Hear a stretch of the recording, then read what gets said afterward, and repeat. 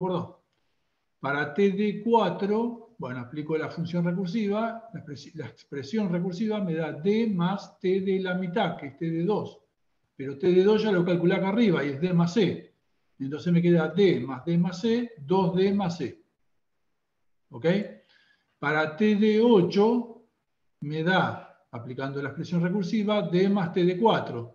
T de 4 es, lo vimos acá arriba, lo acabamos de ver, es 2d más c. Por lo tanto me queda d más 2d más c, 3d más c. ¿Ok?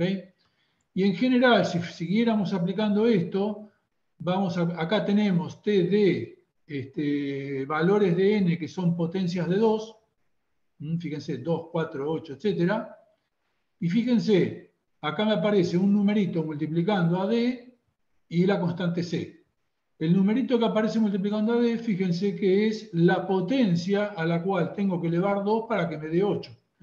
Fíjense que acá para 8 es 2 a la 3. Entonces, fíjense, en general tengo que cuando t de una longitud del vector que es del orden 2 a la p, perdón, una longitud de un vector que es una potencia de 2, 2 a la p, bueno, voy aplicando recursivamente y me queda que es p por d más c. O sea, fíjense, cuando estoy, por ejemplo, 2 a la 10 es 1024. Tengo un vector de longitud 1024, que es 2 a la 10. Entonces, ¿eso cuántas operaciones me cuesta? 10 por una constante, p, que es la potencia, 10 por d más c. ¿Ok? Bueno, por definición de logaritmo, fíjense, si n, que es la longitud del vector, es 2 a la p, bueno, por definición de logaritmo, quiere decir que p es igual al logaritmo en base 2 de n. Revisen un poquito las expresiones para logaritmos, pero justamente logaritmo en base 2 de un número es el número al cual hay que elevar ese 2 para llegar a ese número, para llegar a n. Entonces, justamente acá, p es logaritmo en base 2 de n. Entonces me queda que t de n en este caso es d por p lo acabamos de ver que es logaritmo en base 2 de n, más c. Bueno, de nuestro conocimiento de cómo se comportan las funciones y cómo son orden de entre ellas, sabemos que este término es una constante. O sea, tengo dos términos, uno que es una constante y otro que es logaritmo en base 2 de n. Sabemos que c sería 1, orden de 1, no crece con n. Logaritmo en base 2 es un logaritmo. Y sabemos que los logaritmos son más grandes, digamos, que las constantes. O sea, que las constantes, que 1 es orden de los logaritmos. Por lo tanto, por la regla de la suma, nos podemos quedar con logaritmo. Y además habíamos dicho, acá está orden logaritmo en base 2 de n, pero en realidad habíamos dicho que los logaritmos son equivalentes entre sí. O sea que puedo reemplazar logaritmo 2 de n por logaritmo de n. Cuando digamos que es orden logaritmo, no vamos a andar, en realidad no tenemos por qué especificar la base. Acá está especificada, pero en realidad no hace falta, porque todos los logaritmos son equivalentes entre sí. Bien, y entonces llegamos a la conclusión de que binary search es orden logaritmo en base 2 de n. Bueno, este tipo de comportamiento, que sea orden logaritmo d, se encuentra mucho cuando tenemos un problema así en el cual analizamos el problema grande y lo podemos ir dividiendo por la mitad.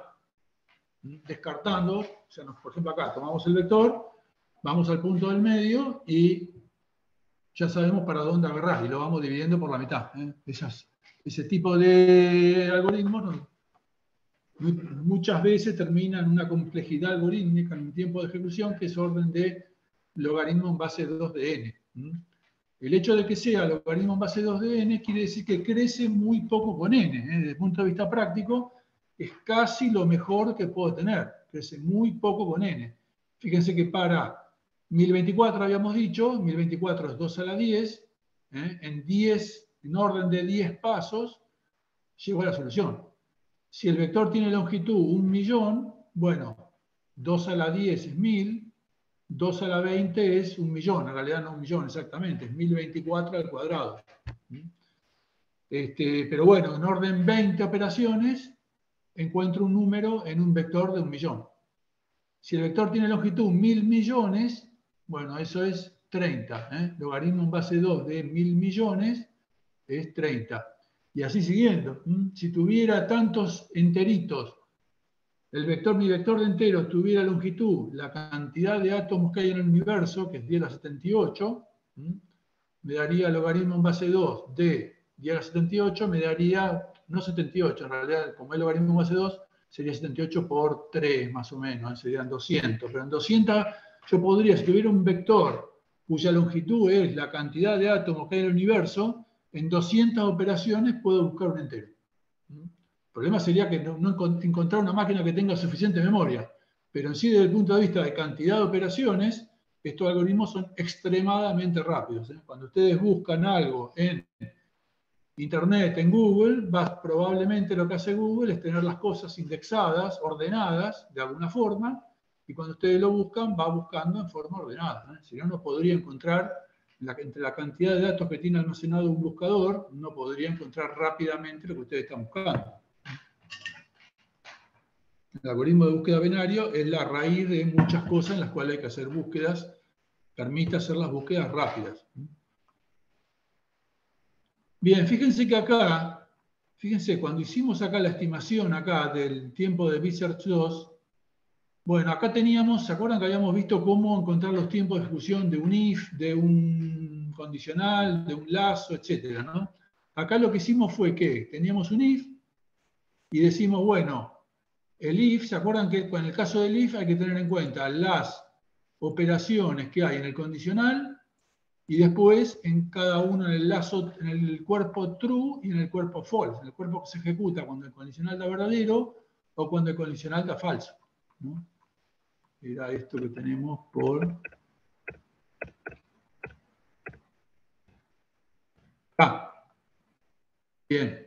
Y habíamos dicho que podíamos hacer dos estimaciones. Una por el máximo de los dos, porque total, o se ejecuta uno o se ejecuta el otro, ¿no? Podemos poner el tiempo de esto es el tiempo del condicional más el máximo de los cuerpos verdadero o falso, porque a lo sumo se ejecutan los dos, o también otra posibilidad sería la suma de los dos, porque total el máximo de los números positivos es siempre menor o igual que la suma de los dos. Bien, ¿qué pasaría si en este caso tomamos la suma?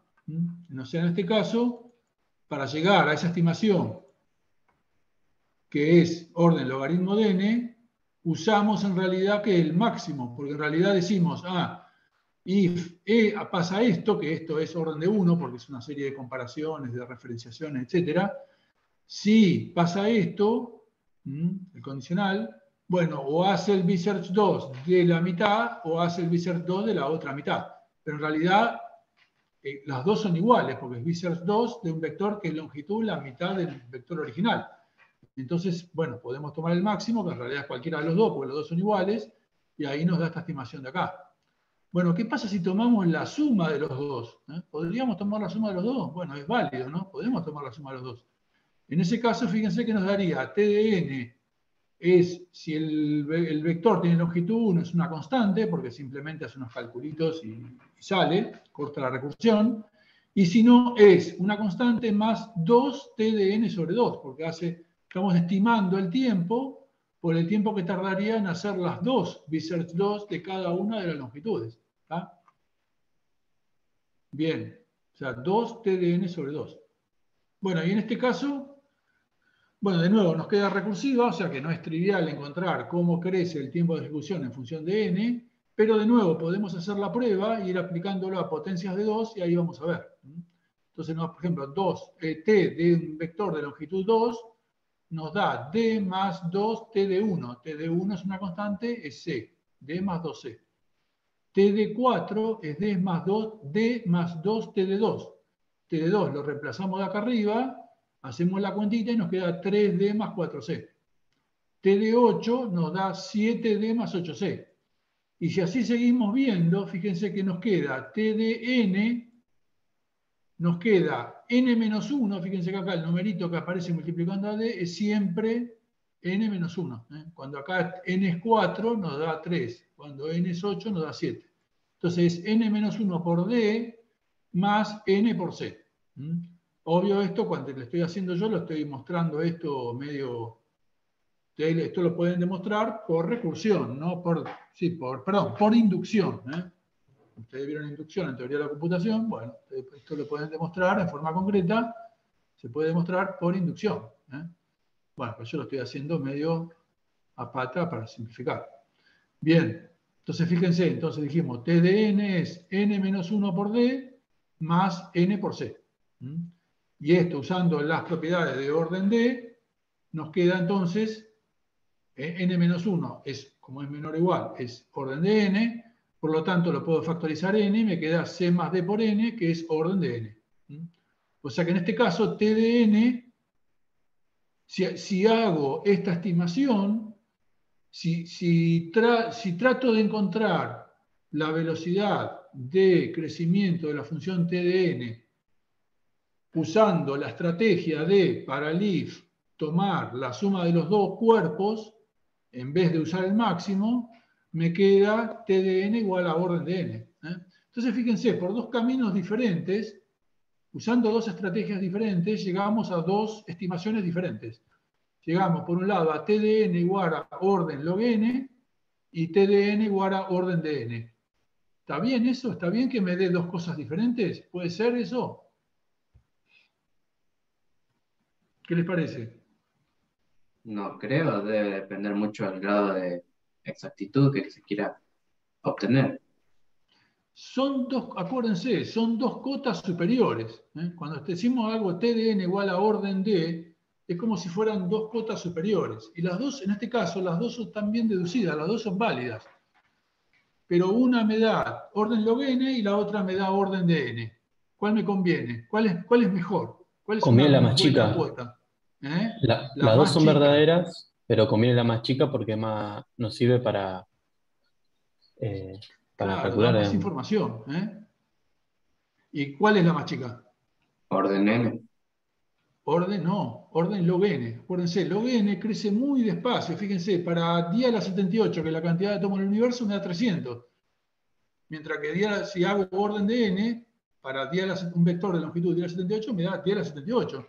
Si yo tuviera que hacer 10 a la 78 operaciones para encontrar hacer una búsqueda binaria en un vector de longitud de 10 a la 78, me muero, ¿se entiende? Es terrible. En cambio, fíjense, logaritmo, prácticamente cuando veamos logaritmo, muchas veces vamos a pensar como que es constante, como que es orden de 1. Crece tan poco que prácticamente como que casi que no crece con n. ¿Se entiende? Cuando estamos hablando de tiempo de ejecución, es buenísimo, porque quiere decir que no crece, que prácticamente es constante. Que toma un tamaño de datos que es grandísimo y sin embargo el costo de ejecutar eso es bajísimo. Bien, entonces llegamos a dos estimaciones, una orden log n, otra orden n. Si vamos a la tablita, fíjense.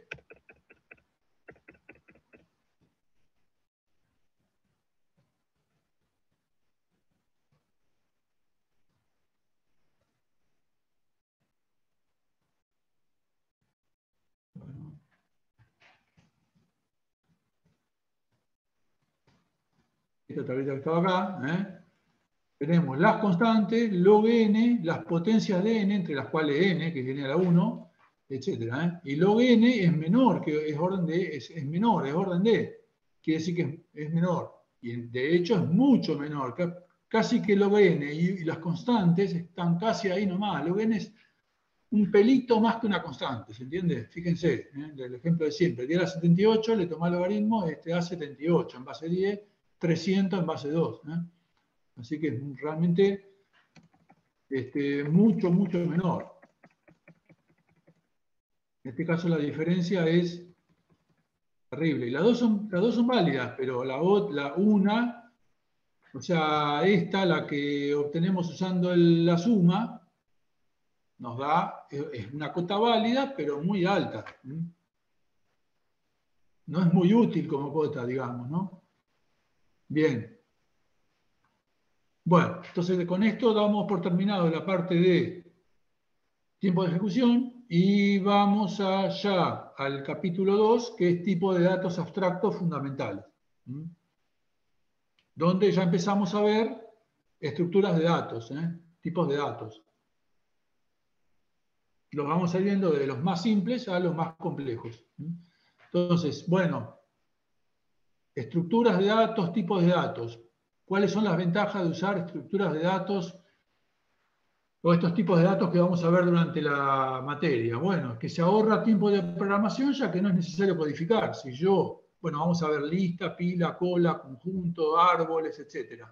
Bueno, si yo ya uso, lo tengo todo eso en una librería, bueno, no, cada vez que quiero usar una lista o un árbol, no tengo que andar escribiendo todo el código de eso, ¿no?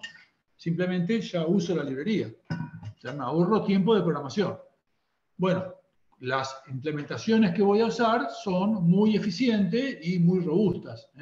A menos que yo cometa un error, normalmente el código está muy probado. Si yo uso, bueno, nosotros tenemos algunas de las implementaciones de estas cosas, las hemos hecho nosotros en la cátedra, pero ustedes, lista, pila, cola, conjunto, correspondencia, todo eso lo tienen en las STL, que son por lo tanto súper eficientes, súper probadas. Se separan dos capas de código bien diferentes. Por un lado tengo la parte donde yo como usuario de la librería uso la librería, uso el conjunto, uso el árbol, y por otro lado la capa de código que es la implementación de eso. Entonces todo eso está bien separado. Después, existen estimaciones bastante uniformes de los tiempos de ejecución de las diferentes operaciones. Acceder a un elemento en una lista cuesta orden de algo, ¿tá? Y todo eso, ustedes, toda esa terminología y todos esos tiempos de ejecución, ustedes los vamos a estudiar, los van a saber, y de hecho, si ustedes miran la documentación de las librerías de C++, en muchas de ellas, justamente, le dice tal cual el tiempo de ejecución y usando la notación orden D, y les dice esto es orden de n, orden de 1, orden log n, orden, etc. Así que ustedes cuando las usan ya saben bien cuánto cuesta cada una de esas cosas. Cuesta, acuérdense cuando hablamos de cuesta, que decir cuánto cuesta en tiempo de ejecución, en número de operaciones.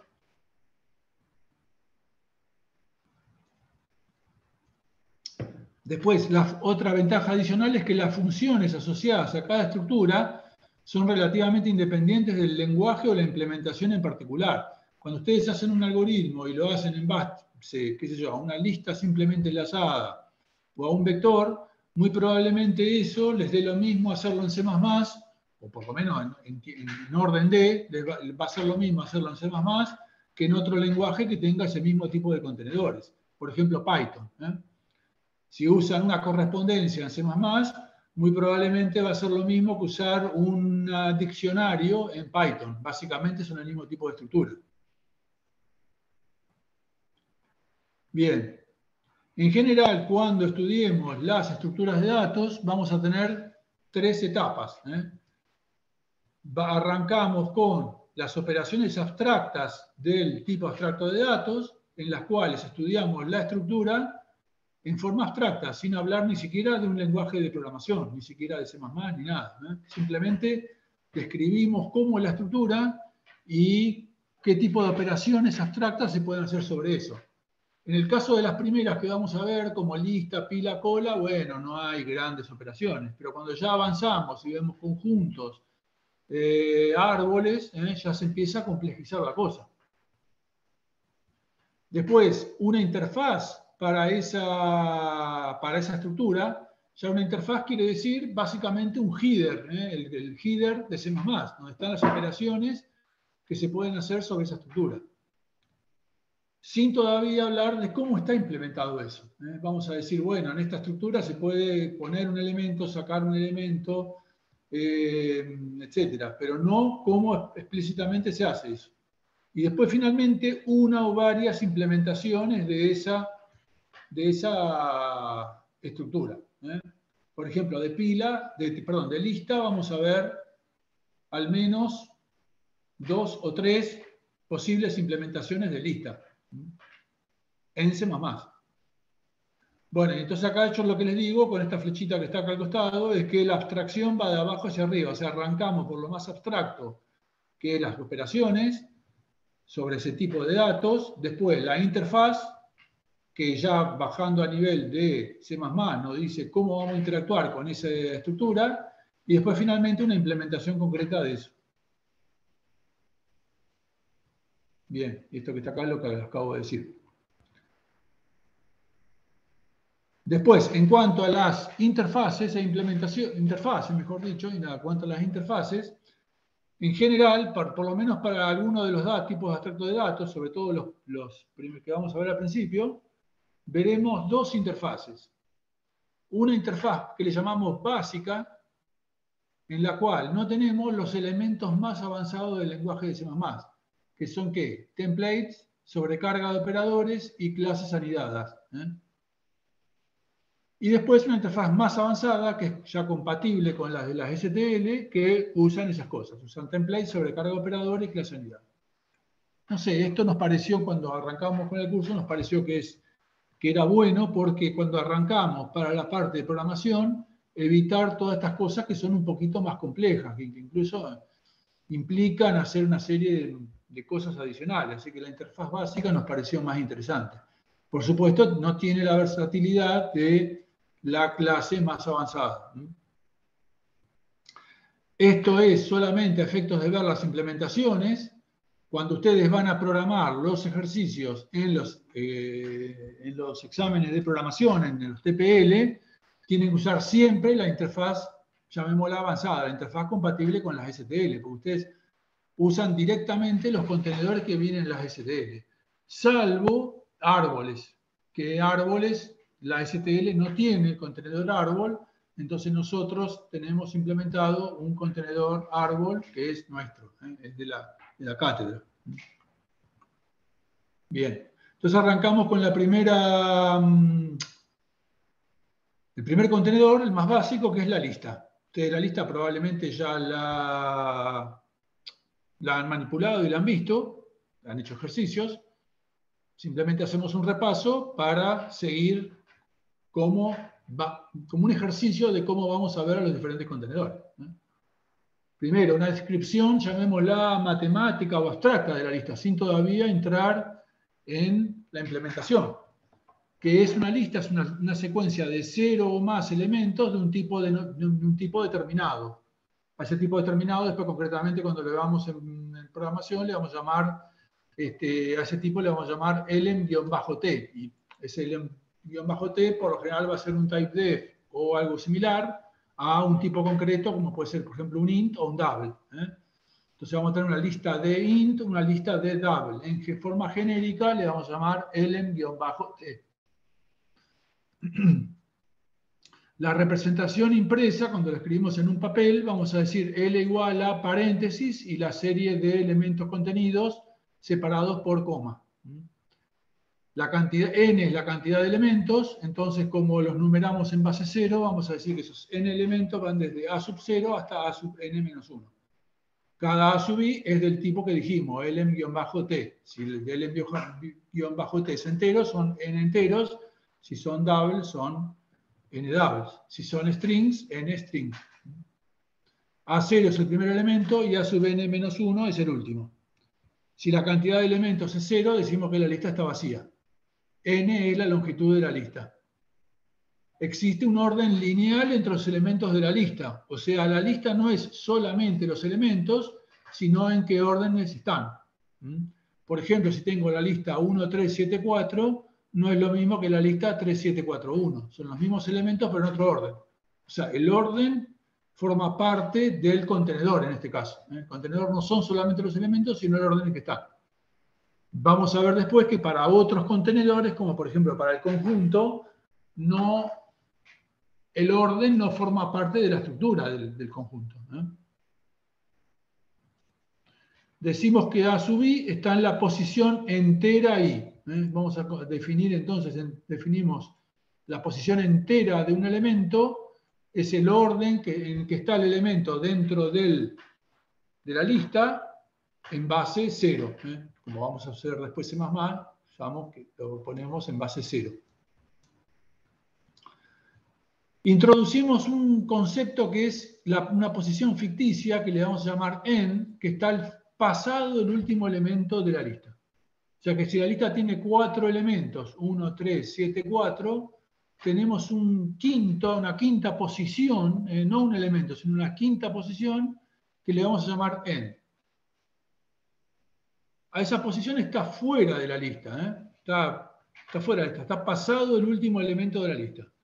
En esa posición no hay ningún elemento. Entonces vamos a separar, vamos a decir que hay posiciones dereferenciables, que son las posiciones que van desde 0 hasta n-1, en este caso de acá arriba, desde 0 hasta 3.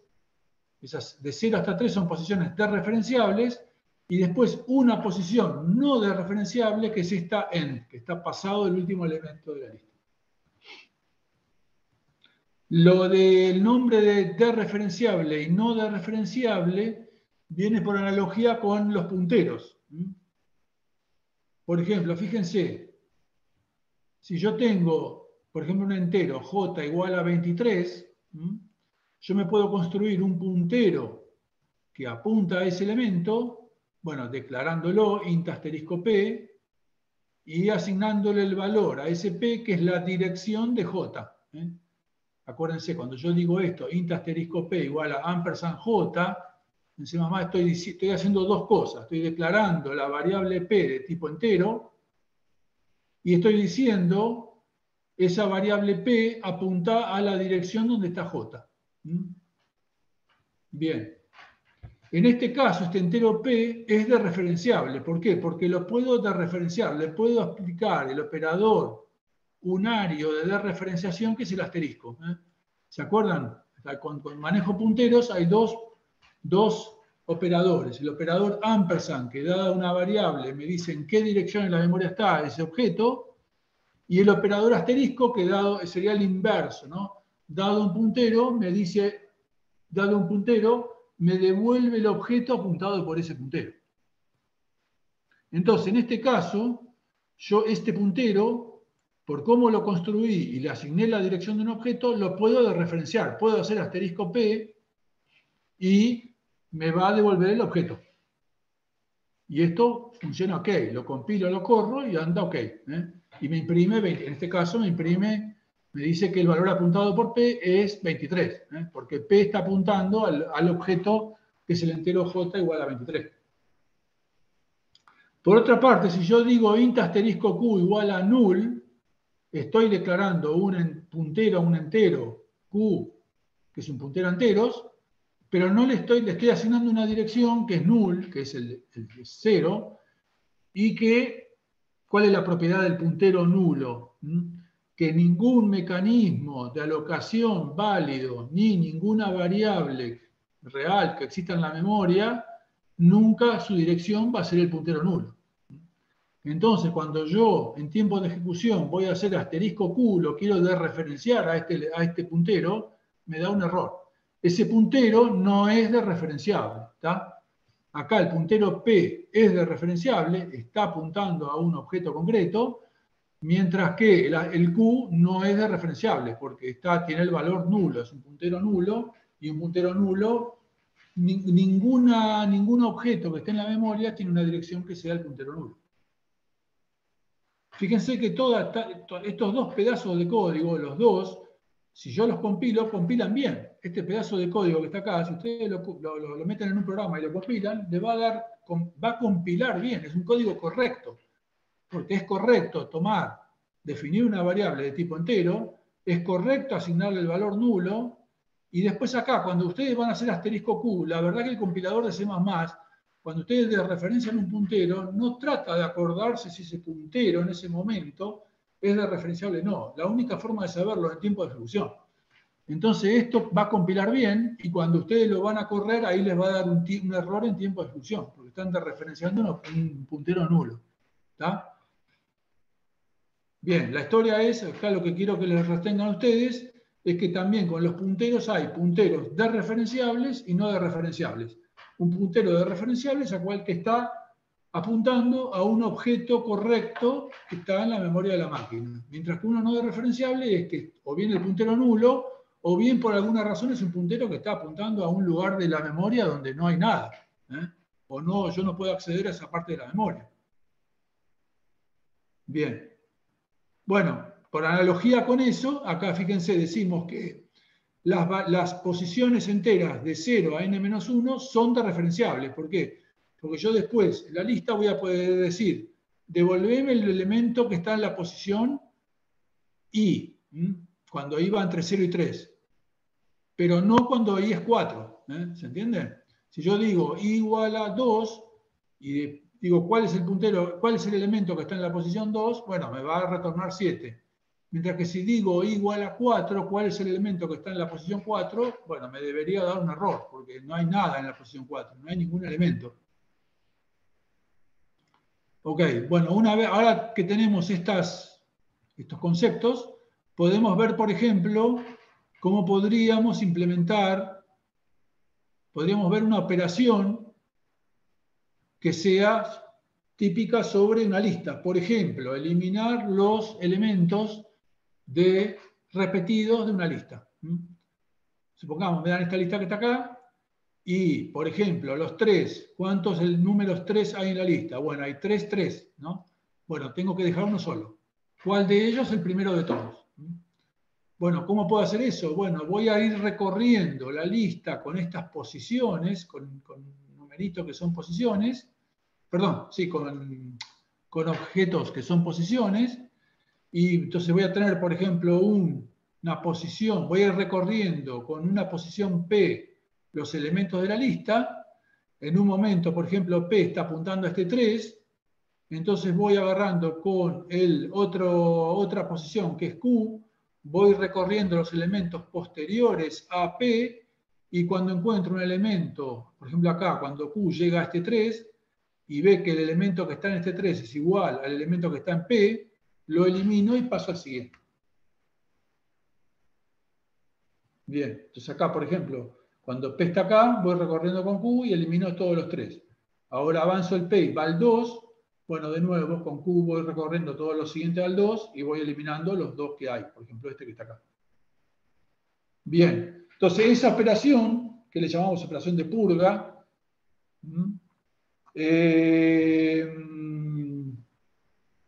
sugiere las siguientes operaciones abstractas que tenemos que poder realizar. Dada una posición y en la lista, queremos suprimir el elemento que se encuentra en la misma. Por ejemplo, si me dicen que la lista es 1, 3, 5, 7 y me dicen suprimir el elemento que está en la posición 2, ¿cuál es el elemento que está en la posición 2? El 5, ¿no? Acuérdense que las posiciones son en base 0. Entonces me dicen eliminar el elemento que está en la posición 2, bueno, me tiene que quedar esto que está acá. Por supuesto, solo es válido suprimir en las posiciones referenciables. Las posiciones, en este caso las posiciones 0 a 3. La ficticia, que es la 4, que está acá pasado el último elemento de la lista, ahí no se puede borrar, porque no hay nada para borrar. Bien. Por el contrario, eso es suprimir. Ahora yo quiero insertar. Me dicen insertar el elemento X en una dada posición. Me dan una posición Y y me dicen insertar el elemento X en esa posición. Por ejemplo, en este caso me dicen, tengo la lista 1, 3, 7 y me dicen insertar el 5 en la posición 2. En la posición 2, en este momento, antes de la inserción, ¿quién está? El 7. Bueno, ¿dónde queda el 5? Bueno, queda antes del 7. Es como si yo agarrara el elemento del elemento 7 para atrás, todos los que están después del 7, los corro una posición hacia la derecha, y ahí me queda un agujerito donde va a ir el nuevo elemento, y en ese agujerito pongo el nuevo elemento, que sería el 5, ¿no? Entonces me queda el 5 antes del elemento donde hice, que estaba en la posición donde hice la inserción.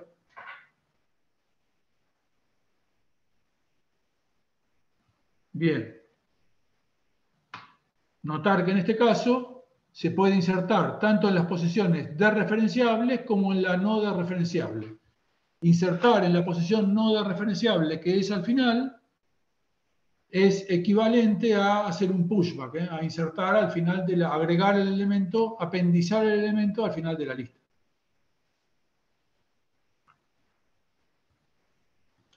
Bien, hasta ahora vimos posiciones como si fueran enteros, numeritos enteros, que representan la posición del elemento en la lista.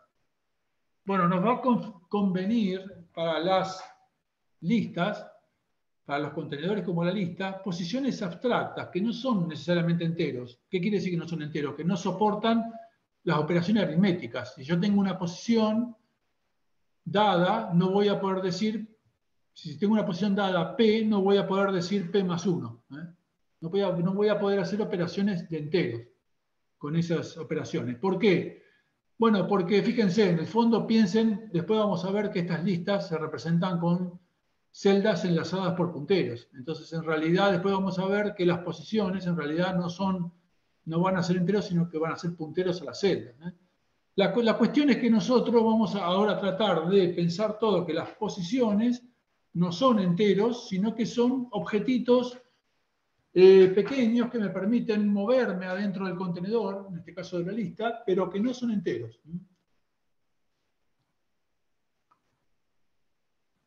Y entonces, con estas posiciones abstractas, ¿qué puedo hacer? Bueno, lo que no puedo hacer es, no podemos hacer operaciones de entero, no puedo hacer P más 1, no le puedo agregar, no le puedo sumar un entero a las posiciones. Pero lo que sí puedo hacer es, dado un elemento en la posición P, obtener el elemento que está en esa posición, o sea, el A sub P. Tanto para ver el elemento que está como para modificarlo. Si tengo una posición P y un elemento X, puedo decir el elemento que está en la posición P, asignarle el valor X, o asignarle a la variable X lo que está en este momento en la posición P. O sea, read-write. Puedo poner algo ahí en esa posición o ver qué hay en esa posición. Después avanzar una posición, es decir, tengo una posición en la lista, tengo una operación para ver el elemento siguiente de la lista. Por ejemplo, si en algún momento tengo una posición que está apuntando al elemento 3, el siguiente tengo una operación que me dice que me avanza esa posición al siguiente elemento, o sea, en este caso al 7. Bien, si voy avanzando, llega un momento que llego, por ejemplo, si estoy en el 7, le aplico al siguiente y me da la última posición que es el end. Si ya le aplico siguiente al end, ya me da un error, porque después del end no hay nada, ¿no? Están las posiciones referenciables, la no referenciable que es el end, y ya después de ahí no hay más nada. Bien, entonces puedo avanzar una posición. Acuérdense que no es Q igual a P más 1. Si P es la posición, no puedo decir P más 1 porque no existe, las operaciones de enteros no son enteros, pero sí lo puedo avanzar. Después, retornar la primera posición de la lista, es decir, la que corresponde al elemento A sub 0, y después retornar la posición ficticia al final de la lista. Ojo, la final es la pasada, o sea, la no referenciable, la que está pasado el último elemento de la lista. En notación, digamos, en posiciones enteras sería la n. Bien, entonces todas esas son las operaciones abstractas sobre listas. Ahora, ¿se acuerdan que habíamos dicho? Arrancamos primero definiendo la lista en forma abstracta, sin hablar de C++ ni nada. Definimos las operaciones que vamos a hacer sobre ellas. Y ahora, bueno, sí definimos, ya bajamos a tierra, pasamos a C++, y definimos una interfaz para C++. Acuérdense que arrancamos por una interfaz simple, llamamos simple o básica, para listas. O sea, no tiene sobrecarga de operadores, no tiene templates y no tiene clases anidadas. Bien, en realidad, para el contenedor lista tenemos son dos clases, en realidad. Una que es la clase iterator, que es la que me permite recorrer los elementos de la lista, son las que llamamos posiciones. Las posiciones en C++ también se le llaman iterator.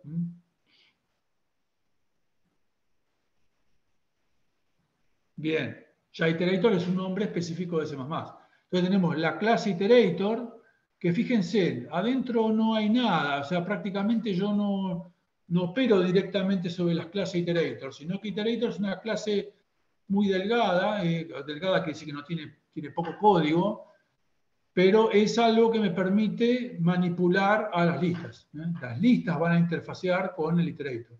Entonces tenemos la clase iterator, que prácticamente no tiene nada, como métodos públicos, y después la clase lista, que es la que permite, perdón, la clase lista, que es el contenedor, y bueno, y que tiene estos métodos públicos, que es lo que vamos a ver a continuación. En las transparencias, en todas las partes donde hay código, tienen acá arriba, por lo general, casi todas, tienen un botoncito que dice copy, que si ustedes le pican, es un enlace, un URL, que va a un sitio y va a un lugar y donde está el código y lo pueden copiar y pegar. O sea que si ustedes quieren copiar y pegar código desde las transparencias, no usen el copy-paste del PDF, porque les va a pegar todo mal.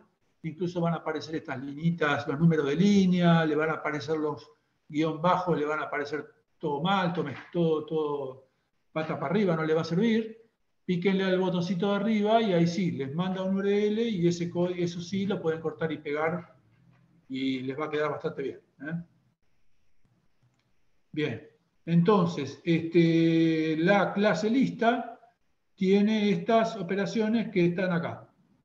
Tiene insert para insertar elementos, erase para borrar, retrieve para, dado un iterador, ver la posición, ver el elemento que está en esa posición, en ese iterator, next para avanzar el iterator, began, que me da el iterator correspondiente al primer elemento de la lista, y end para el pasado del último, la posición no de referenciable, pasado del último elemento de la lista. Ok. Bien, entonces, vamos a ir describiéndolos. X igual a L.retrieve de P. Retrieve quiere decir recupera el elemento en la posición P. O sea, dada una posición P en la lista, retrieve me devuelve el elemento que está en esa posición. Ese elemento, esto que me devuelve, fíjense que es una referencia. Fíjense, LMT ampersand retrieve. No me devuelve un LMT. LMT son los elementos, el tipo de los elementos que están almacenados en la lista. No me devuelve un LMT, sino que me lo devuelve en forma de referencia. Bueno, ahora vamos a ver un poquito más en detalle qué quiere decir cuando una función retorna una referencia. ¿Está? Bueno, básicamente, ya les adelanto, quiere decir que puedo, el valor de retorno de L.retrieve de P, lo puedo usar tanto en el right hand side, en el lado derecho del operador asignación, como en el lado izquierdo del operador asignación. ¿Está?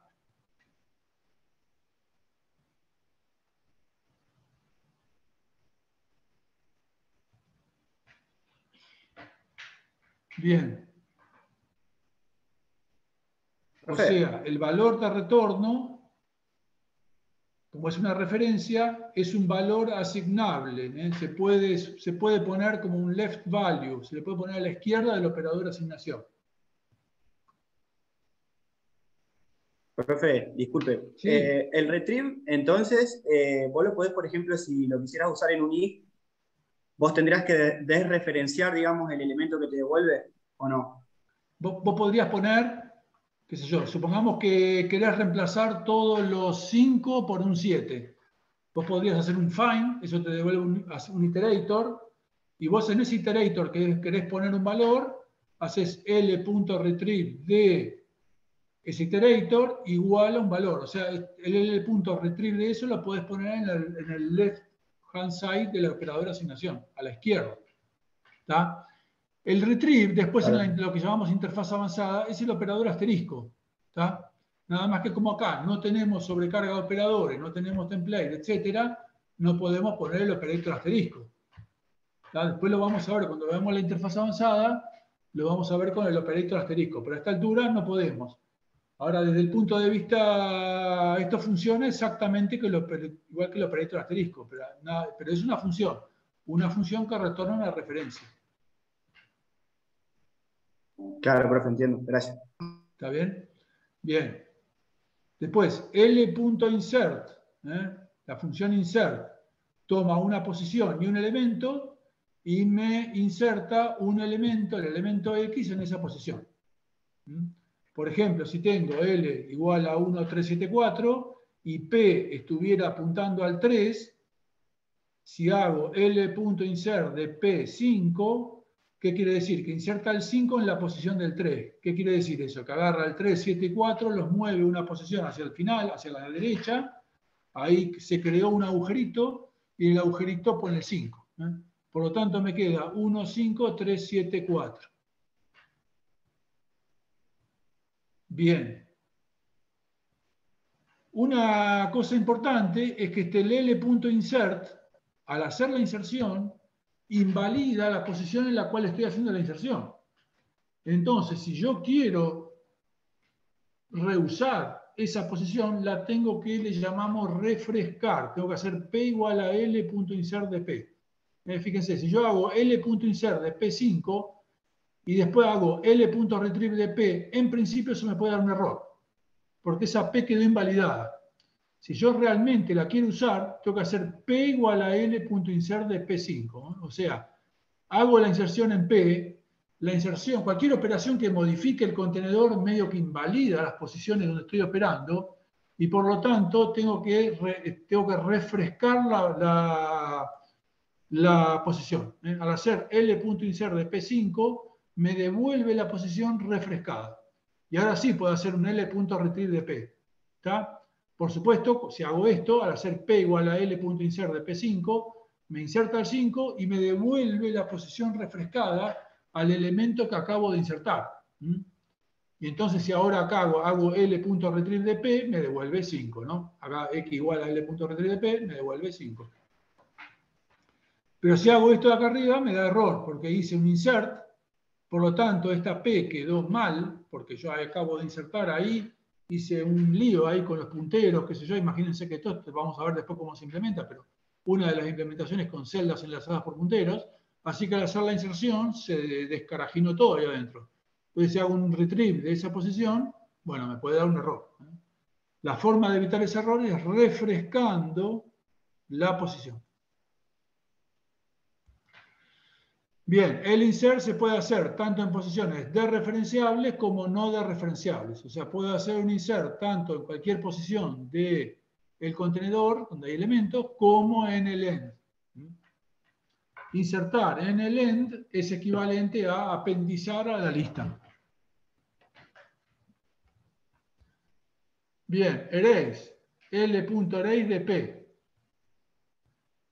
Borra el elemento apuntado, borra el elemento que está en ese momento en la posición P y me devuelve la posición refrescada.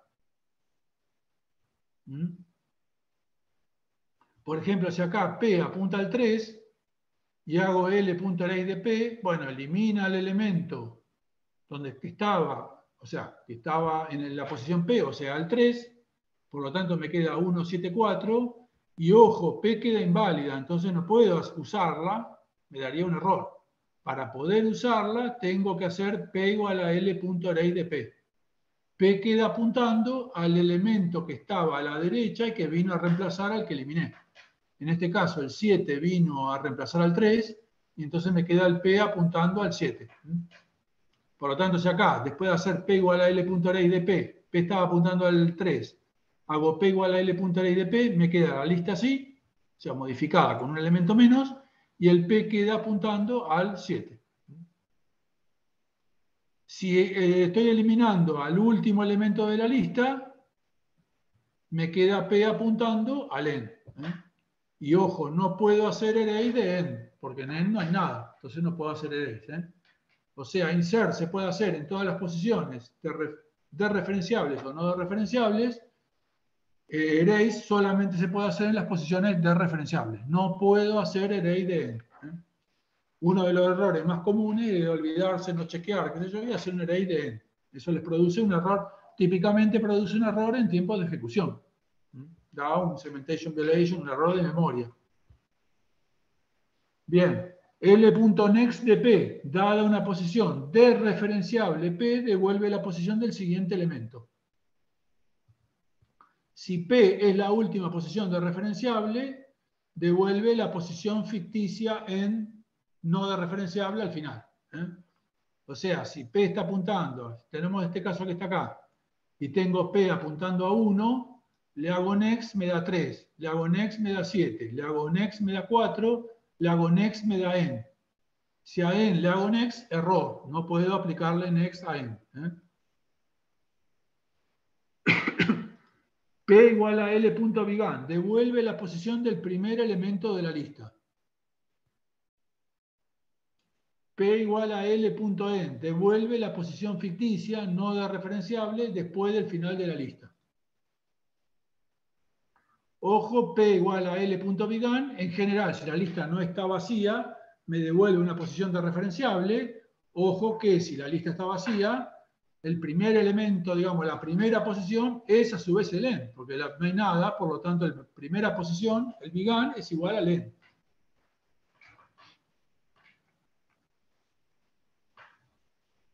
Bien, acuérdense entonces, posiciones inválidas. Un elemento a tener en cuenta es que las funciones que modifican la lista, como insert y erase, convierten en inválidas algunas de las posiciones de la lista.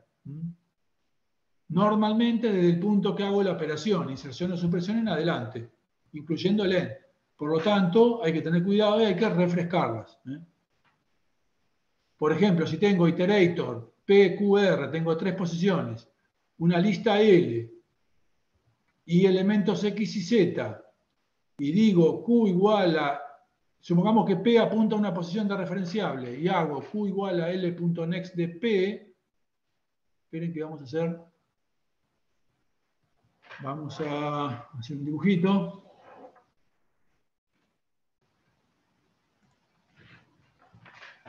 Segundo.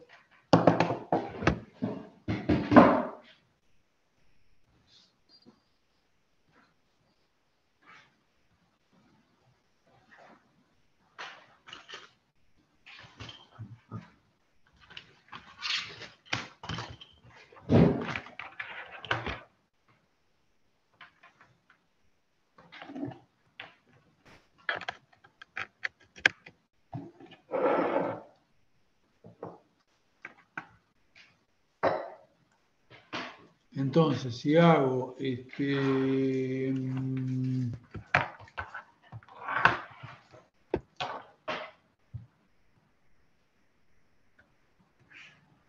tengo la lista y tengo un elemento P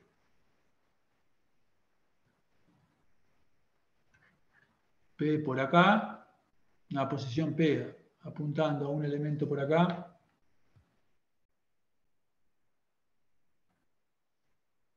y hago P igual a next, perdón, Q igual a L.next de P, o sea que me queda Q apuntando acá al elemento siguiente.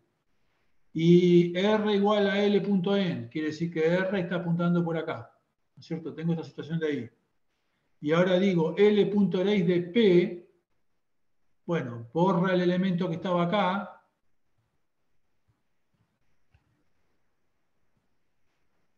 borra este elemento que estaba acá, pero, fíjense, P, Q y R en principio quedan invalidados. O sea que si hago X igual a L.retrieve de P es incorrecto, porque P quedó invalidado. Igual a L.retrieve de Q también es incorrecto. L.insert de RZ, o sea, insertar algo acá en end, bueno, en principio, no siempre, pero puede ser incorrecto, puede dar un error. ¿Cuál es la forma correcta de hacer esas cosas? Bueno, si hago P, por empezar, cuando hago el erase, tengo que refrescar a P. Por lo tanto, P, al borrar a P, pero refrescarlo, P va a quedar apuntando al siguiente elemento, va a quedar apuntando acá. Ahí sí puedo hacer X igual a L.retrieve de P, me devuelve el siguiente elemento. Ahora, si quiero el siguiente elemento AP, tengo que volver a hacer Q igual a L.next de P. Tengo que volver a hacerlo después de haber hecho la operación, porque si no, si lo hice antes, pierdo. Y después, ahí sí puedo, por ejemplo, hacer un retrieve de Q, porque este Q fue calculado después de haber borrado. Y ahí, si quiero, por ejemplo, insertar algo al final, tengo que volver a hacer R igual a L.n y insertar en R. ¿Está? Profe, ¿y Sí. qué diferencia habría con usar el Advance? ¿O no se podría porque es simple la interfaz, digamos? Sí. Por ahora estamos hablando de operaciones básicas. Advance, perdón, ¿a qué te referís a Advance?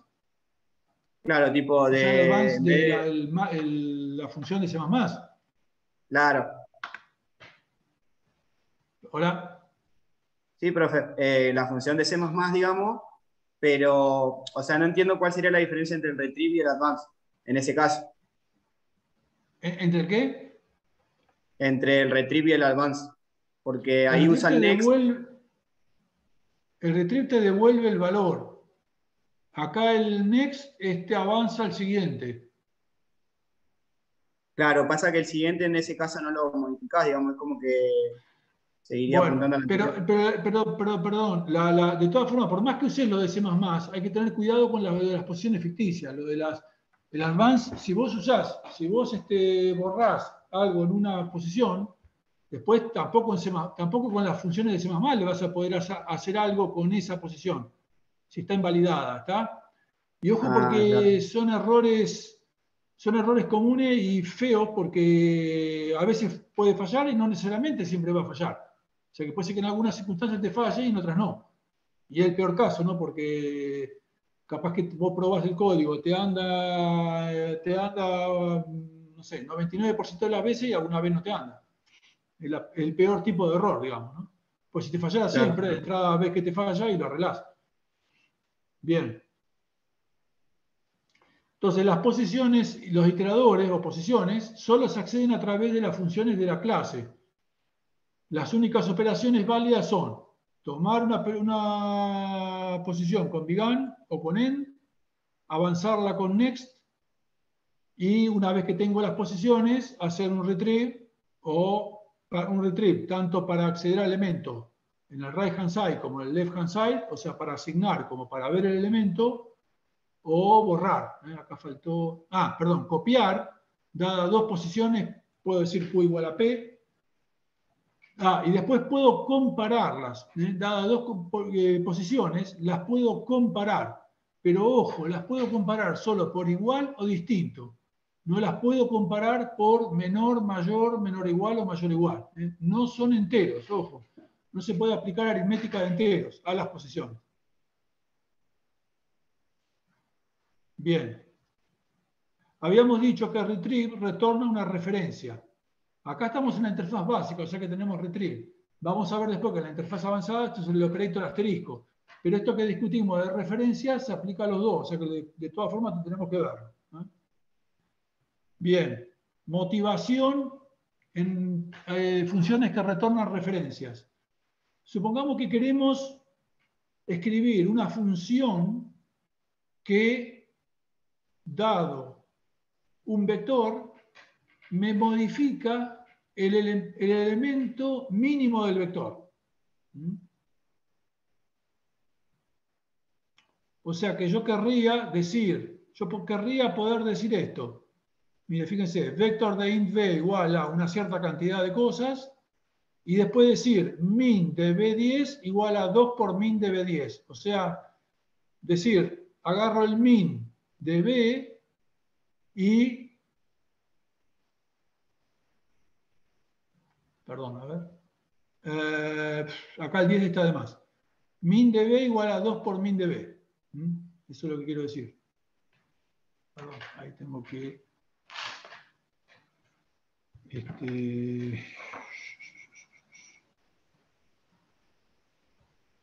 Un momento.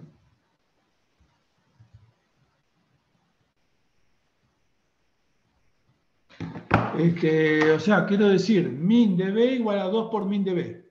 O sea, quiero agarrar el elemento mínimo de b, que es 1, y decir, a ver, buscame el elemento min de B y lo quiero reemplazar por otra cosa. Por ejemplo, por 2 por min de B. O sea que duplicarlo, duplicar el menor elemento. Por ejemplo, en este caso el 1, llevarlo a 2. Bueno, uno ingenuamente podría pensar en esto, decir, bueno, min de vector de int B, que recorre los elementos, busca cuál es la posición donde está el mínimo elemento. Inicialmente jmin es la posición donde está el mínimo. Bueno, voy comparando y cuando salgo de este lazo, jmin es la posición donde está el mínimo elemento, ¿no? Entonces digo, bueno, retorno b de jmin. O sea, retorno el elemento que está en la posición donde está el mínimo. En este caso, jmin sería 2, porque el 1 está en la posición 2. Y acá cuando digo return b de jmin, bueno, retornaría b de 2, que es 1. Entonces, bueno, ingenuamente uno podría hacer esto que está acá, ¿no? ¿Funcionaría eso? Min de b igual a 2 por min de b. Ojo acá, como les dije, hay un error acá. No es min de b de 10, es 2 por min de b. Bien. ¿Funcionaría eso? Bueno, no, ¿no? ¿Por qué? Directamente este código no compila. ¿Por qué? Porque estoy diciendo min de b, el valor de retorno de una función, min de b, el valor de retorno de una función que retorna un valor por copia. Cuando uno dice int min de algo, int una función, dice que esa función retorna un int, lo está retornando por copia. O sea, la función calcula un valor, en algún lugar el compilador crea un lugarcito, 4 bytes, para depositar ese valor de retorno, y lo que me retorna es el valor que calculé acá adentro, me lo retorna por copia. Me hace una copia del b de jmin en algún lugar de la memoria, y si yo acá quisiera modificar ese valor, modificaría la copia. Pero de hecho el compilador ya se da cuenta que ahí hay un error, porque no tiene sentido modificar un valor temporario, una copia, y entonces me va a patalear y acá directamente esta línea me va a mandar un error. No le va a gustar. O sea que no puedo hacer esto que quiero, no puedo decir asignarle un valor al valor de retorno de una función. Bueno, una forma de resolver esto sería decir que la función min no solo me retorne el valor mínimo por copia, sino que además me retorne por un puntero la posición donde está ese mínimo. ¿Está? O sea, tengo, fíjense, una variable jmin y modifico a esa función min para que me retorne, me calcula el mínimo del vector y además me devuelve por jmin la posición donde está el mínimo. Entonces yo ahí, una vez que hago el min de b jmin, en jmin en este caso tendría el valor 2, y entonces ahí sí puedo decir b de 2 igual a 2 por b de 2. Estoy duplicando el valor mínimo. Pero bueno, no es exactamente lo que quiero, no es tan limpio como yo quiero. Yo quiero directamente poder hacer algo similar a lo que está acá. Quiero hacer min de b igual a 2 por min de b. ¿No puedo hacer eso? ¿No se puede? Bueno, en C se podría hacer algo parecido diciendo que la función retorne un int asterisco.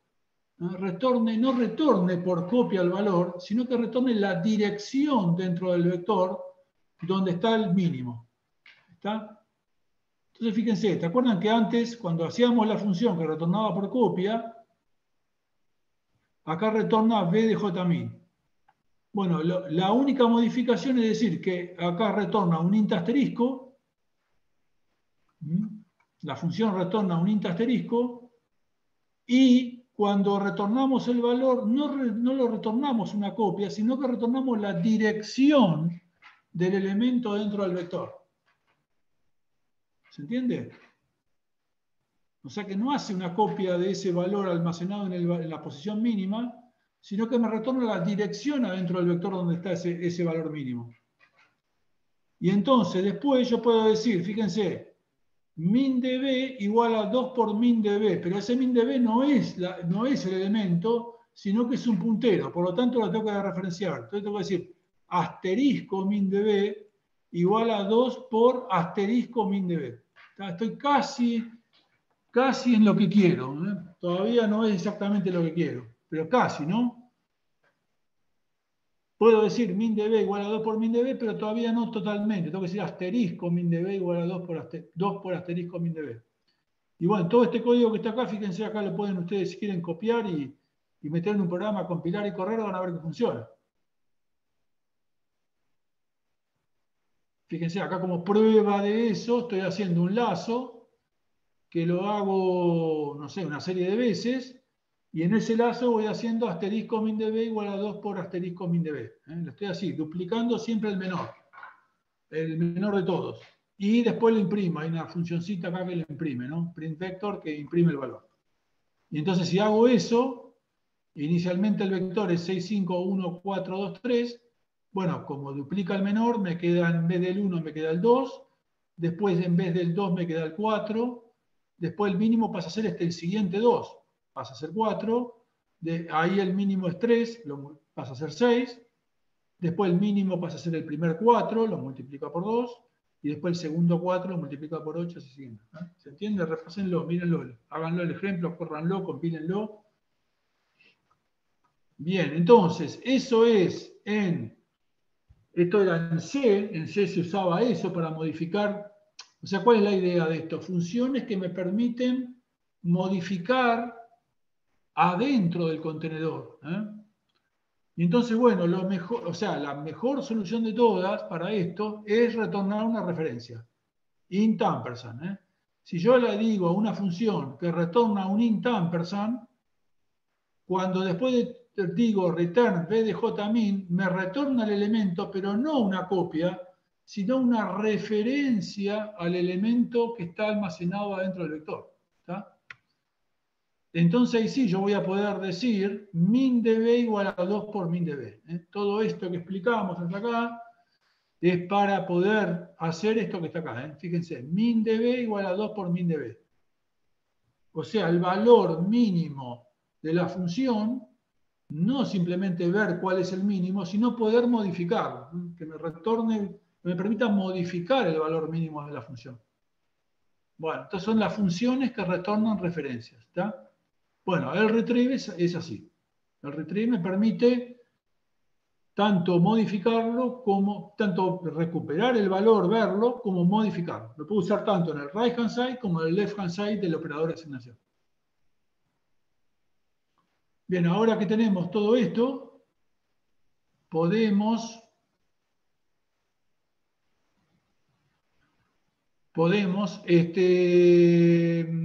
escribir, ¿se acuerdan la función esa purga, que eliminaba los elementos repetidos de un vector?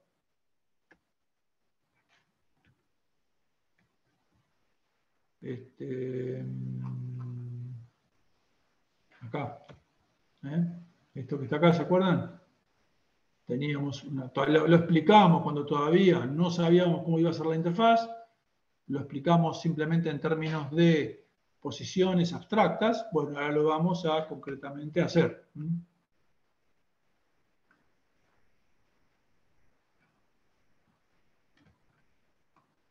Siento que está acá. Purge de una lista L. Tenemos iterator PQ, P igual a L.began, while P no es end, y hacemos algo con ese P. Esto que está acá, estas líneas que están acá, P igual a L.began, while P no es end. Esperen que lo voy a... Este código que está ahí, P igual a L.began. Un poquito.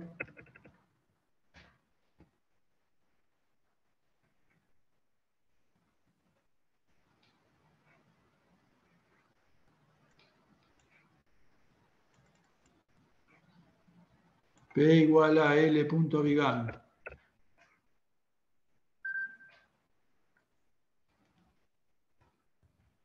while P no es igual a L.n.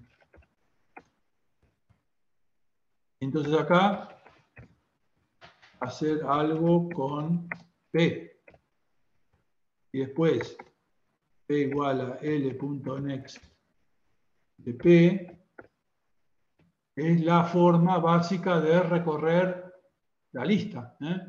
Arranco con P igual a la primera posición, while P no es igual a L.n, hago algo con ese P, por ejemplo, lo imprimo por pantalla, y después lo avanzo al siguiente. Esa es la forma típica de recorrer el contenedor. Acá le puedo poner list de int iterator o auto, ¿no? Para declararlo. Bien. Esta forma de recorrer este contenedor, que es la lista, bueno, prácticamente es válido para casi todos los contenedores de C++. Bien, en este caso,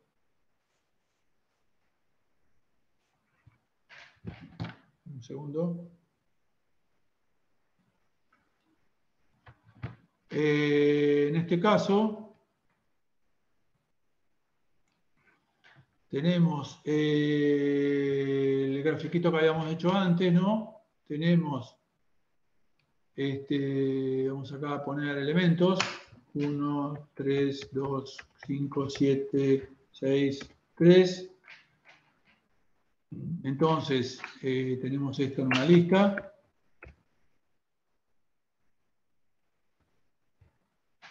Y entonces, supongamos el P.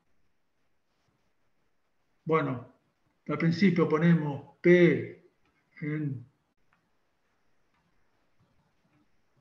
el primero, P en el 1, y entonces, while P no es n, Q igual a L.next de P, o sea que Q va a apuntar al 3, y ahí entonces voy avanzando el Q, y si el elemento que está en Q es igual al elemento que está en P, lo borro, y si no, lo avanzo.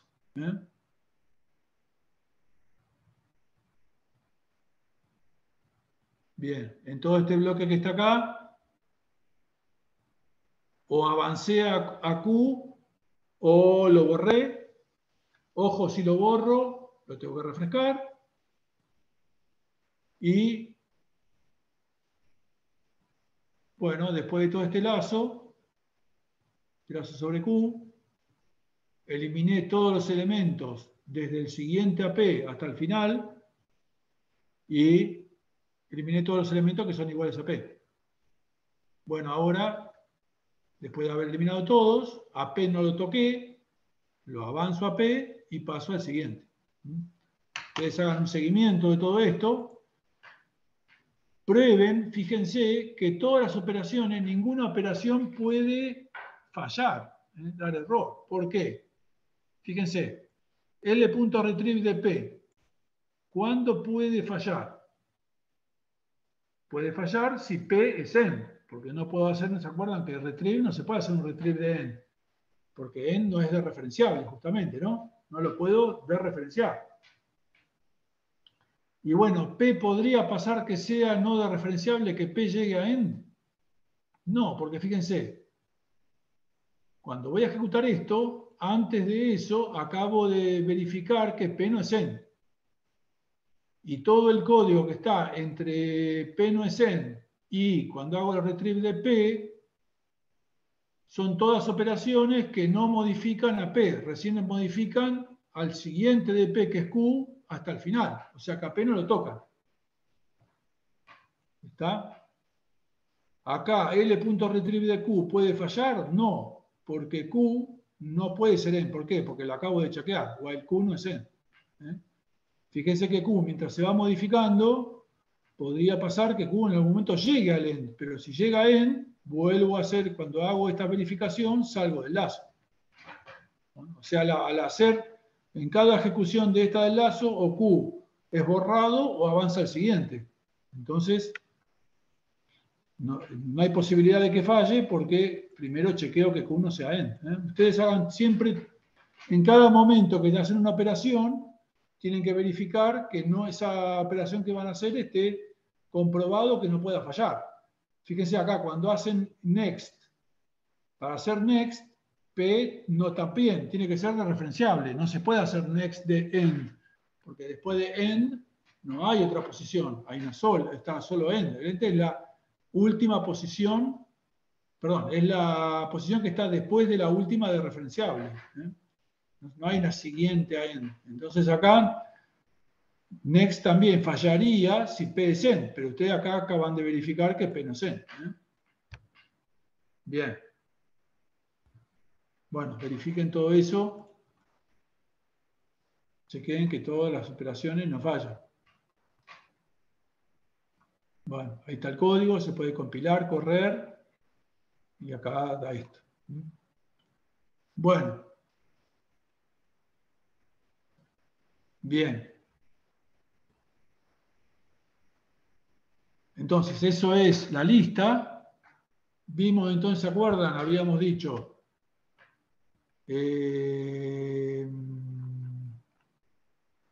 cuando vemos un contenedor, vemos primero la implementación, después una interfaz, la interfaz en C++, y después una o varias, perdón, al revés, dice mal. Primero las operaciones abstractas, después la interfaz, y después finalmente una o varias implementaciones de esa interfaz.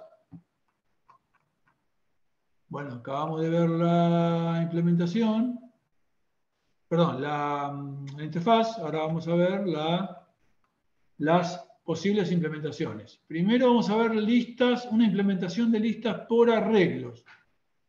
¿Qué quiere decir por arreglos? Que bueno, metemos todos los elementos de la lista, agarramos un arreglo plain de C, un arreglo de C, y metemos los n elementos al comienzo del arreglo, desde la posición 0 hasta la n-1. La posición n sería la posición, un elementito ahí que está pasado el último elemento de la lista, ese no se usa y ahí no hay nada, digamos, ¿no? Está rayadito porque no hay nada. Este vector en algún momento hay que dimensionarlo, ya vamos a ver cuándo lo dimensionamos. Y va a ser de una longitud que, bueno, tenemos que elegirla en tiempo de compilación. Tenemos que decir, bueno, nuestras listas a lo sumo pueden tener 100 elementos. Entonces, cuando arrancamos y creamos la lista, ya dimensionamos ese buffer interno, ese arreglo interno de 100, longitud 100. Y ahí en esos 100 elementos vamos poniendo nuestros elementos, que ojo, o sea, inicialmente lo dimensionamos de 100, pero inicialmente está vacío. Entonces, si le voy metiendo elementos, en algún momento tiene 1, 2, 3, 4, 5 elementos, hasta que al final, si llega a 100, ya se me llenó y hay un error. Bueno, ¿qué pasa si en algún momento yo estoy en esta situación, tengo el arreglo, tengo los elementos desde A hasta Z, y el usuario hace un insert en la posición P del elemento X, ¿no? Bueno, ¿qué quiere decir esto? Como mi lista vive en un arreglo, tengo que agarrar todos estos elementos desde E hasta Z, los tengo que bajar una posición y poner el nuevo elemento en la posición ahí P.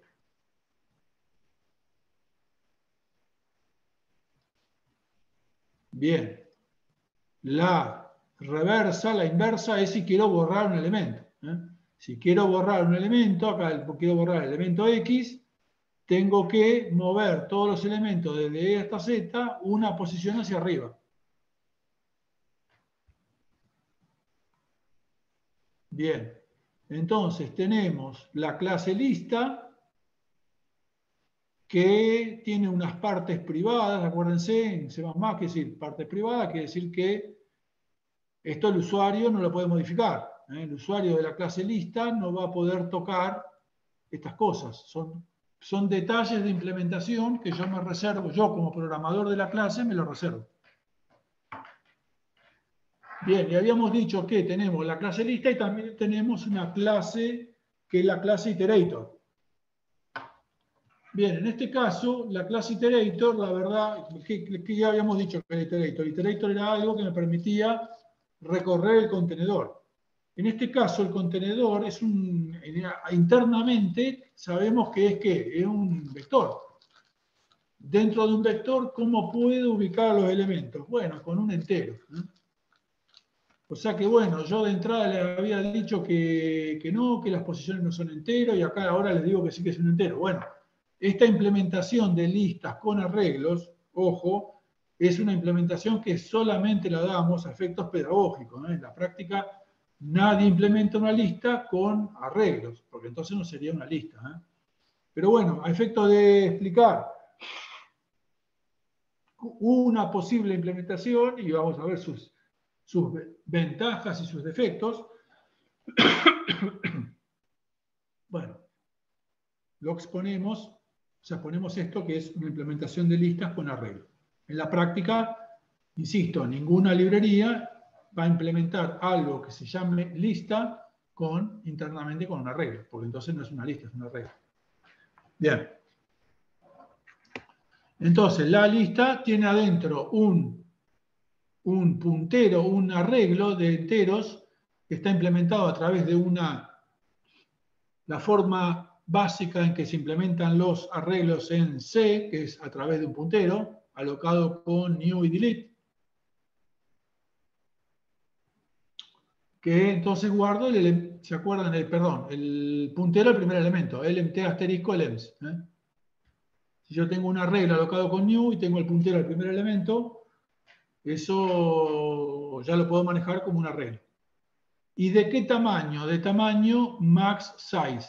Max size va a ser fíjense que está con mayúscula, es un macro o un entero global que está definido en algún lugar. Perdón, no es un macro, es un entero global que está definido en algún lugar.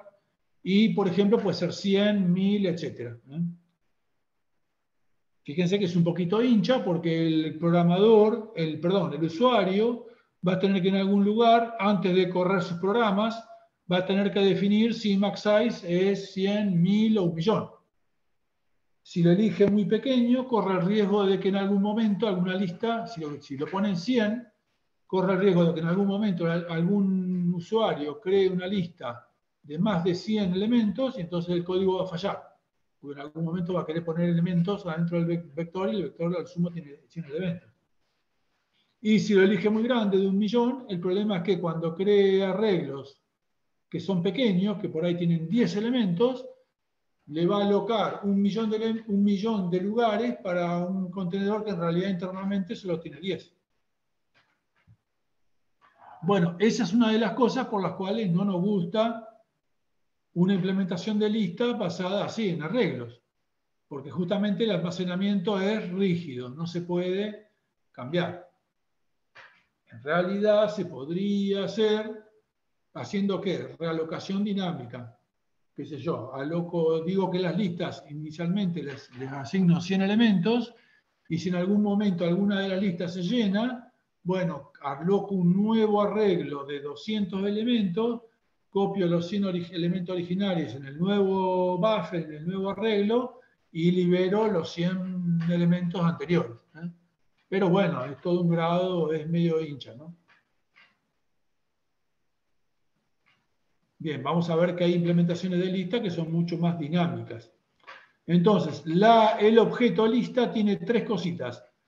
Tiene el max size, que es la cantidad máxima de elementos, o sea, el tamaño del buffer interno, el puntero al buffer interno, lmt asterisco lems, que es donde están guardados realmente los elementos, y un entero size, que es el tamaño actual de la lista. Ojo, no confundir el max size con el size. El max size es la cantidad máxima de elementos que puede tener. Y el size es el del tamaño actual. Cuando yo cree una lista, inmediatamente se va a alocar el arreglo interno de tamaño max size, por ejemplo 100, pero inicialmente, como la lista está vacía, no va a tener elementos. Por lo tanto, el size va a estar en 0. Inicialmente el size va a estar en 0. Bien. Después, ¿cómo voy a identificar elementos adentro del contenedor? Bueno, como es un arreglo, bueno, básicamente el iterator va a ser un entero.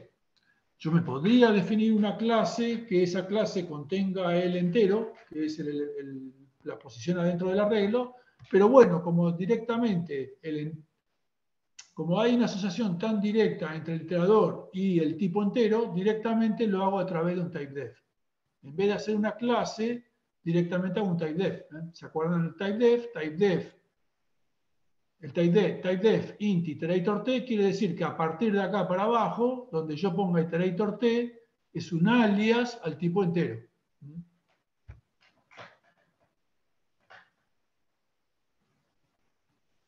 Bien.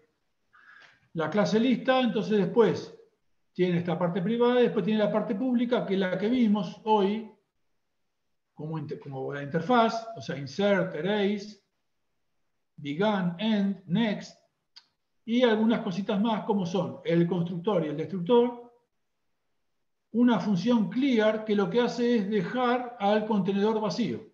Todas las contenedores de las STL, de la clase de las contenedores estándar de C++, tienen una función, un método clear que es simplemente deja vacío al objeto, vacío al contenedor. Y tenemos dos sabores de erase. Cuando decimos que hay una función erase, un método de una clase que está sobrecargado, o sea, hay dos variantes de ese método. En este caso, por ejemplo, tenemos un array de un iterator y un array de un rango PQ, ¿se acuerdan? Rango PQ quiere decir todas las posiciones desde P hasta Q, y de nuevo son cerrado o abierto, incluyendo a P, pero sin incluir a Q. Entonces tenemos el array de un elemento solo, que es el que vimos en la interfaz, y ahora introducimos el array de PQ, array de un rango, que borra todos los elementos desde P hasta Q, incluyendo a P, pero sin incluir a Q, cerrado o abierto.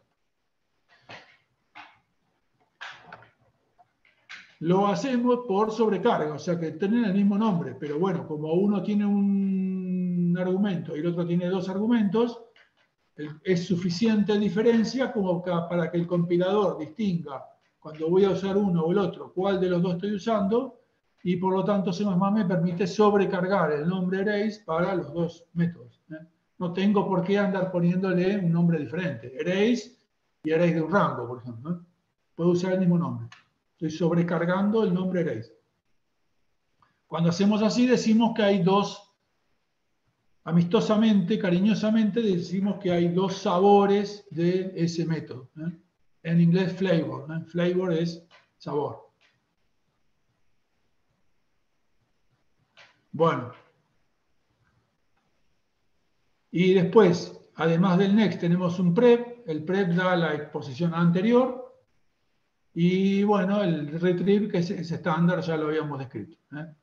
Y que, acuérdense, retorna una referencia al elemento contenido. Bien. Y acá tenemos la implementación completa. Este es el header, que estaría normalmente en un punto H, y esta es la implementación que estaría en un CPP. Bien, tenemos el entero maxSize. Un detallecito. Fíjense, el entero int maxSize, está declarado static. Static, ¿qué quiere decir? Bueno, static se usa para varias cosas en C++. Una de ellas, cuando declaro un método de una clase como static, lo que ocurre es que ese elemento, ese miembro de la clase es el mismo para todos los objetos de la clase. O sea, cada objeto de la clase va a tener su puntero length, su int size, pero todos en realidad van a compartir el mismo maxSize. O sea que si a mí se me ocurre modificar el maxSize de la clase list, en realidad estoy modificando todos los maxSize al mismo tiempo. Bien. Ese maxSize hay que inicializarlo, como es estática, hay que inicializarlo en algún lugar. Bueno, y después tenemos los diferentes métodos, ¿no? Por ejemplo, tenemos el constructor. ¿El constructor qué hace? Bueno, el constructor tiene que iniciar el objeto, digamos, ¿no? El constructor se llama una vez al declarar el objeto y el destructor cuando el objeto se va de scope o por alguna razón es destruido, ¿no? El constructor aloca recursos, el destructor libera recursos. En este caso, ¿qué recursos, qué tengo que hacer? Bueno, por empezar, el elems está declarado como un puntero. Entonces tengo que alocarlo con el operador new. Entonces acá hago elems de new LMT de maxsize. Y, Profe, sí, ahí el max size está declarado como privado. ¿No importa por lo de estático? sí, no hace nada. Lo único que al ser privado solamente se puede modificar dentro de métodos de la clase. En este caso, bueno, al inicializarlo, hay que inicializarlo, y después solamente lo usamos adentro de la clase. Por ejemplo, acá, qué sé yo, estamos usando el maxsize, pero estoy adentro del método del constructor, por lo tanto lo puedo usar. Bien. Entonces, le aloco, le asigno, entonces en el constructor creo ese arreglo, new LMT de maxsize, con new. Por supuesto, lo libero en el destructor, delete de elems. Acuérdense que en C++ hay dos sabores de new y delete. Está el new escalar y el new corchete, de un arreglo, y el delete y delete corchete.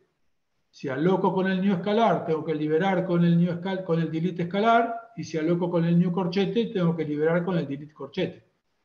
Vamos a ver un poquito.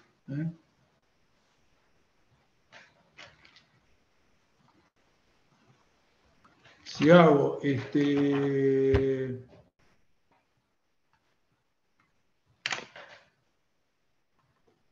int asterisco p igual a new int, ahí estoy declarando, creando un objeto de tipo int, un solo int, new int, un solo int, y me devuelve el puntero a ese entero.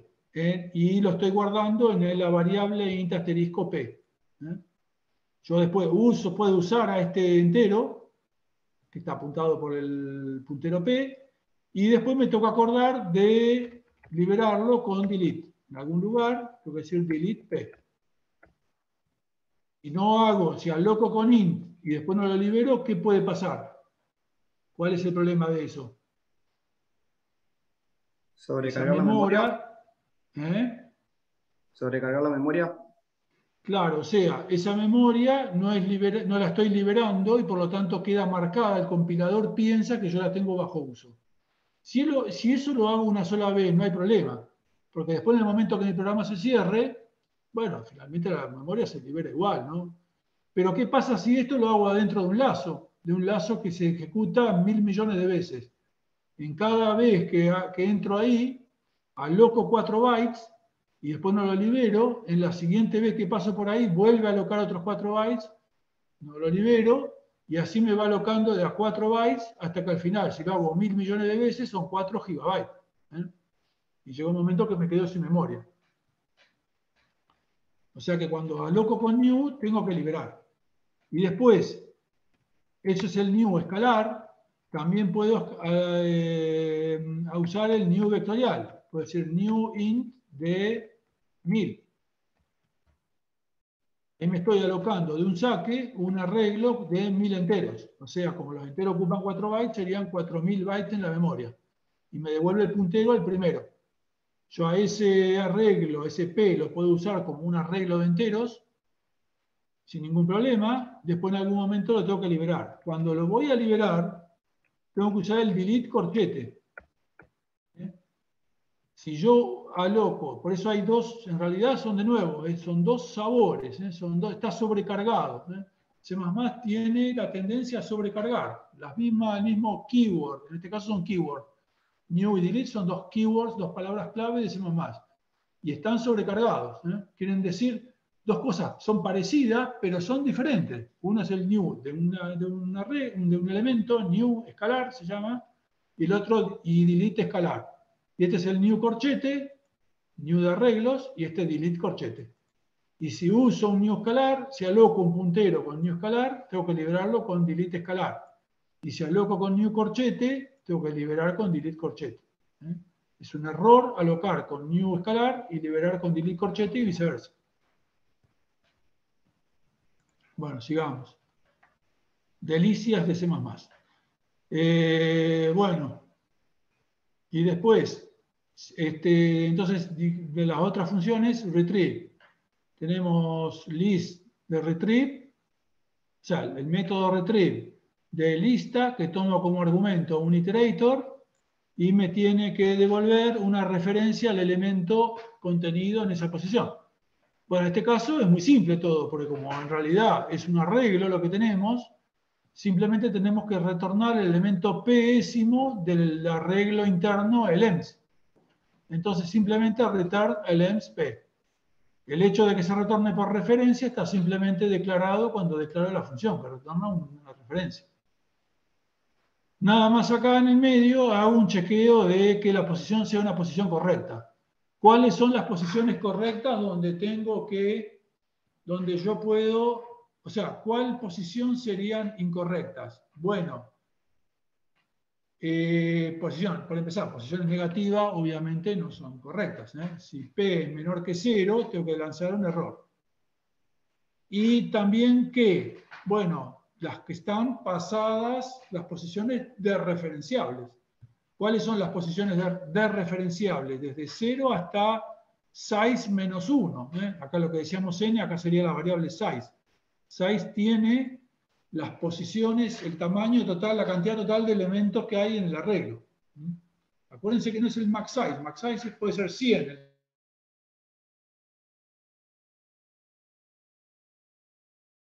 El tamaño total del arreglo. Pero de eso max en las posiciones 0 y 9. O sea que si hago un retrieve de 0 a 9 está bien. Pero si hago un retrieve de 10 ya tengo que tirar un error. Entonces, si P es menor que 0 o P mayor o igual, fíjense el igual, ¿no? Mayor o igual que size, tengo que dar un error. Bien. Después, began. Tiene que retornar la posición del primer elemento. Bueno, acá son las posiciones, son enteros. El primer elemento, ¿en cuál posición está? En la posición 0. Return 0.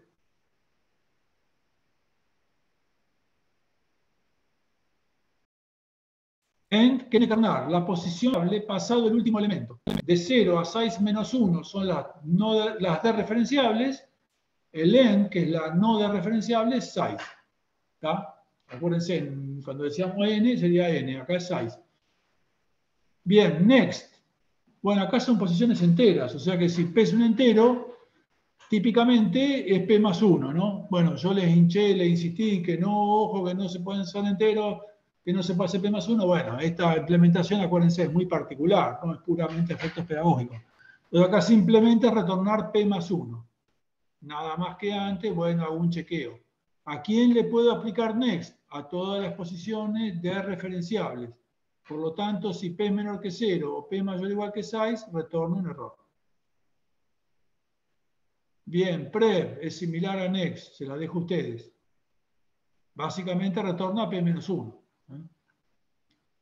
Insert. Bueno, ¿se acuerdan para insert? ¿Qué había que hacer? Había que, me dicen insertar en la posición P, tengo que ir desde la posición P hasta size menos 1 y mover todos esos elementos una posición hacia el final.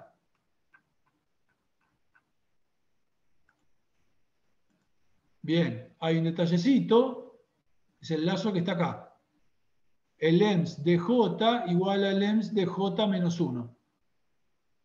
O sea, del EMS de 100 igual al 99 y así. ¿Qué particularidad tiene esto? Que, ojo, ¿en qué dirección lo tengo que hacer? Fíjense, estoy copiando, por ejemplo, acá. Agarro el E y lo copio en la posición del siguiente. ¿Lo puedo copiar así nomás? Bueno, no, porque si yo con el E piso el F, pierdo el F, ¿no? Entonces, en realidad, tengo que ir desde atrás hacia adelante. Tengo que mover el Z a la posición siguiente, después la Y al Z y así. O sea que tengo que avanzar desde atrás hacia adelante. No puedo perder elementos. Hay varias formas de hacerlo, ¿no? pero esta es una. Avanzar de atrás hacia adelante. Entonces, fíjense, for in, j igual a size, j mayor que p, j menos menos, o sea que va avanzando desde el final, desde size, hasta la posición p, que es donde hago la inserción, el lems de j igual al lems de j menos 1. De esta forma no piso ningún elemento. Y después, finalmente, una vez que hice ese lazo, corrí todos los elementos a una posición hacia el final, bueno, ahí piso el lems de p con el nuevo elemento k. Iterator, insert del elemento k en la posición p. Bueno, finalmente ahí piso la posición p con el elemento k.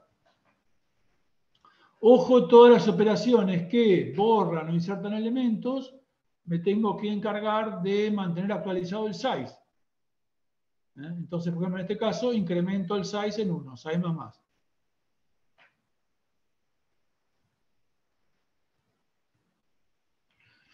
Chequeo, también unos chequeos de que todo esté ok, ¿no? Por empezar, que la posición donde inserto esté bien. Acá en este caso, acuérdense, ¿dónde estaría, qué posiciones puedo insertar? Desde 0 hasta size, incluido size. Puedo insertar en la posición, en la posición no de referenciable pasado el último elemento de la lista. Por lo tanto, acá, if p menor que 0 o p estrictamente mayor que size, ahí doy un error. ¿Ok? Después, en esta implementación, con arreglos, hay un problemita. ¿Cuál es el problemita? Si se me llena el arreglo. ¿Cuándo se me llena el arreglo? Bueno, si en el momento en que al entrar a insert, ya el size es igual a max size, ya ahí tiene un error. O sea, si el max size es 100 y fui insertando elementos y en este momento el tamaño del arreglo de la lista es 100, quiere decir que están todos los elementos del arreglo están ocupados y ya al insertar uno más tengo que dar un error. Esto que está acá. Bien. Y acuérdense que estas funciones que insertan o remueven elementos tienen que refrescar el iterador. En este caso, en realidad es trivial, porque el P no es modificado, ¿no? Si el P es la posición 50 y yo inserto en la posición 50, después de haber hecho la operación, el P sigue siendo 50. Pero bueno, no importa, ¿no? O sea, la interfaz me dice que yo tengo que retornar un iterator, por lo tanto hay que retornarlo. Hay que retornar el P. Si bien el valor de salida es el mismo que el de entrada, hay que hacerlo para respetar la interfaz.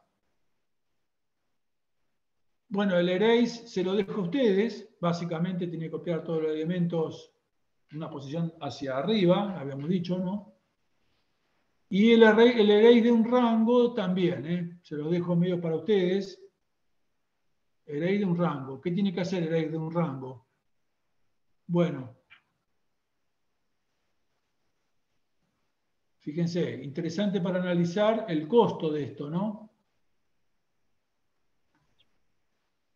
Bueno, lo voy a dibujar vertical para mantener la nomenclatura como hicimos ahí. Creo, espera. No está dibujado, ¿no? Sí, escucho. Estos métodos son los que se pueden pedir, ¿no? En los exámenes. Sí. Esto es lo que cuando le decimos implemente, le podemos decir implemente la función insert para listas implementadas por arreglos. Y ustedes más o menos, ya les digo, todos se quejan y dicen, nos hacen estudiar los métodos de memoria. No hay que estudiar de memoria, hay que más o menos entender de qué se trata. Yo siempre lo comparo con los teoremas, ¿no? O sea, vos tenés que saber más o menos por dónde va, entender cómo funciona y después no te acordás línea a línea de cómo son las cosas, sino cómo funcionan, ¿no? Los diferentes pasos. Tenés que acordarte de que tenés que refrescar el iterador, tenés que acordarte de que tenés que chequear si no se llenó el vector y cosas por el estilo. ¿Está? Bien. Si me dicen borrar el rango PQ,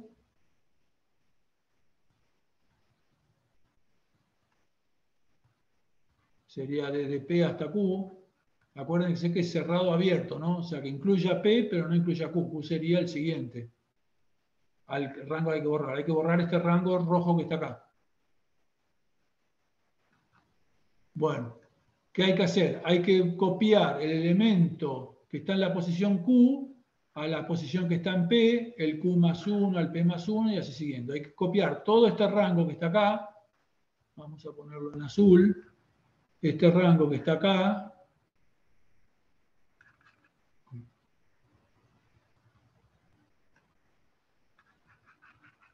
Hay que copiarlo hacia a la posición P. Bien. Entonces, bueno, básicamente o sea, tengo que mover todos los elementos que van desde Q hasta el final, una cierta cantidad de posiciones hacia arriba, un shift hacia arriba, un desplazamiento hacia arriba. ¿Cuánto es el shift? Q menos P. Entonces, shift, ¿dónde estamos? A ver, ¿qué pasó?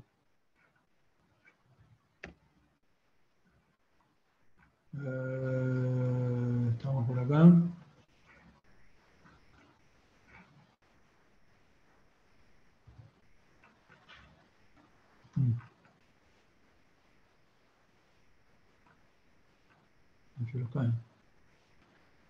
Bueno,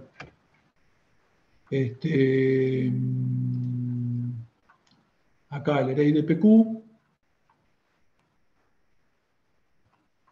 el array de un rango, acá el array de PQ, calcula shift, que es la cantidad que tengo que mover, y hace un lazo entre el elemento, bueno, y va moviendo los elementos, el MDJ igual al MDJ más shift. Lo va moviendo shift posiciones hacia arriba. Bueno, chequenlo. Después, fíjense, clear es ¿se acuerdan? El que deja el contenedor vacío.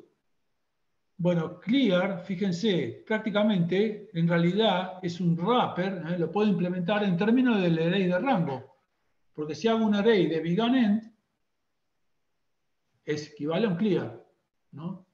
Bueno, a esto cuando hacemos este tipo de cosas así, le podemos decir que es una programación genérica. ¿Qué quiere decir que es genérica? Que como está implementada en términos de los mismos métodos de la clase, esto funciona para cualquier implementación de lista.